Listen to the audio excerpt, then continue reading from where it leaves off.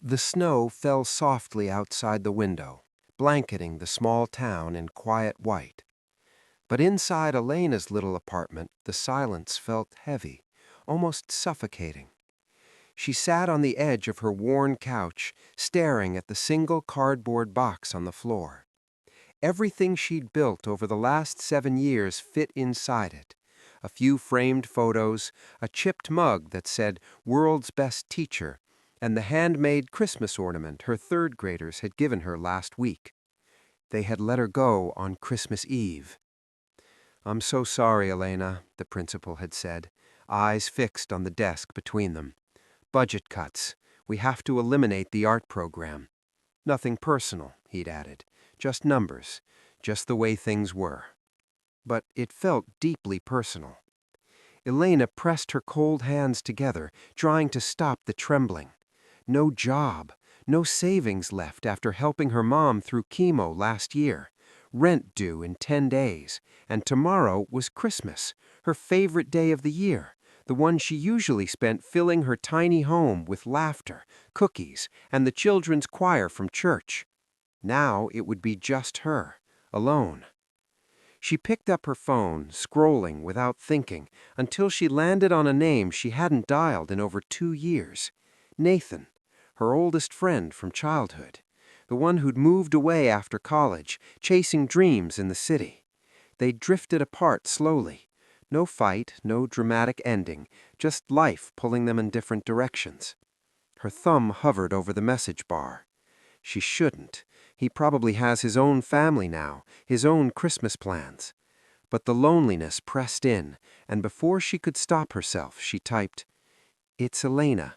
I know it's been forever. I just got let go from my teaching job today, on Christmas Eve. I don't know why I'm telling you this. I just needed to tell someone.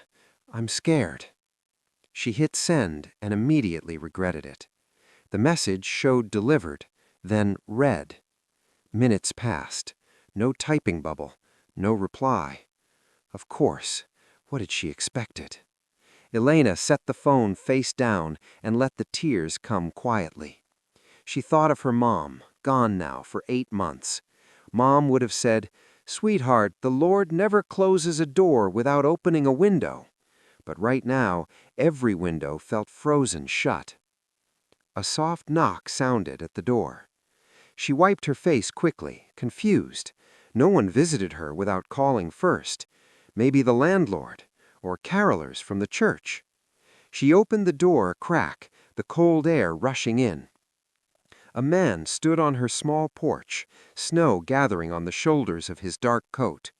He was older, maybe late 60s, with kind gray eyes and a gentle smile that felt somehow familiar, though she was certain they'd never met. "Miss Elena Harper?" he asked, voice warm and steady. "Yes, that's me." "My name is Benjamin Whitlock. I hope I'm not intruding on your evening." She stared, unsure what to say. He looked like someone who belonged in a big city law firm, not on her snowy doorstep in Willow Creek. "I'll get straight to the reason I'm here," he said, sitting when she offered the chair across from the couch. "This afternoon, I received a message intended for someone else, a text. It came to my phone by mistake, an old number I still keep active. The message was from you." Elena felt heat rush to her cheeks. "Oh, no. I'm so sorry. I must have had the wrong—" He raised a gentle hand. "Please don't apologize. The message wasn't meant for me, but perhaps it was meant to reach someone tonight." He paused, choosing his words carefully. "I lost my wife 2 years ago on Christmas Eve, cancer. She was a teacher, too, 3rd grade, just like you. She loved her students the way you clearly love yours. When the school board cut the arts program here last month, she would have been heartbroken." Elena's breath caught. She hadn't realized anyone outside the school even knew about the cuts. "After she passed," Mr. Whitlock continued quietly, "I set up a small foundation in her memory, Nothing grand, just enough to help teachers who find themselves suddenly without a classroom, especially those who give everything to their kids, the way Margaret did. He reached into his coat and pulled out a simple envelope, placing it gently on the coffee table between them.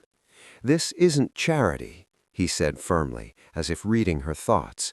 "It's gratitude for every late night you spent cutting out paper snowflakes, for every child you helped believe they were an artist, for choosing kindness even when the world wasn't kind back." Elena stared at the envelope, afraid to touch it. "I don't understand," she whispered. "Inside is a check, enough to cover your rent and bills for the next year, and a letter of introduction to a private school in the next county, one that's expanding its arts program. They're looking for someone exactly like you." Tears filled her eyes again, but different now. "Why would you do this for a stranger?" He smiled softly. "Because once, a long time ago, someone did something kind for Margaret when she needed it most. She always said kindness is never wasted. It just takes time to find its way home." He stood, placing his hat back on. "I should go. My daughter's waiting with cocoa and too many Christmas lights." He paused at the door. "You reached out tonight, Elena. You were brave enough to be honest about your fear. That kind of heart, it always finds its way." After he left, Elena sat in the quiet, snow still falling gently outside. She opened the envelope with trembling fingers. The check was real, the letter was real, and tucked inside was a small card in a woman's handwriting. Margaret Whitlock's, she realized. It read simply, "Keep teaching beauty to the world, dear one.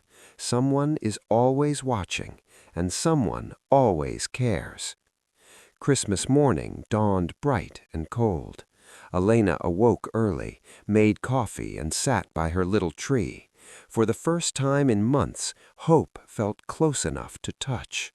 Her phone buzzed, a message from Nathan, the real Nathan this time. "Elena, I'm so sorry I didn't reply last night. I was at the hospital with my dad. He had a mild heart episode, but he's okay now. I just saw your message. Are you all right?"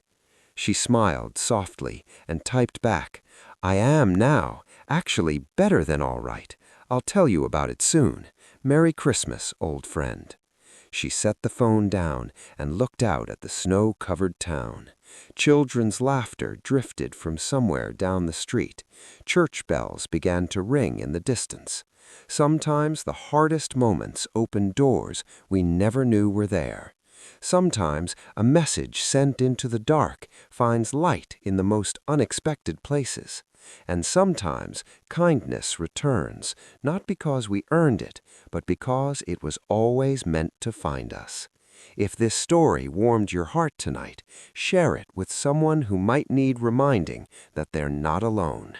Because even on the longest nights, hope has a way of knocking gently when we least expect it.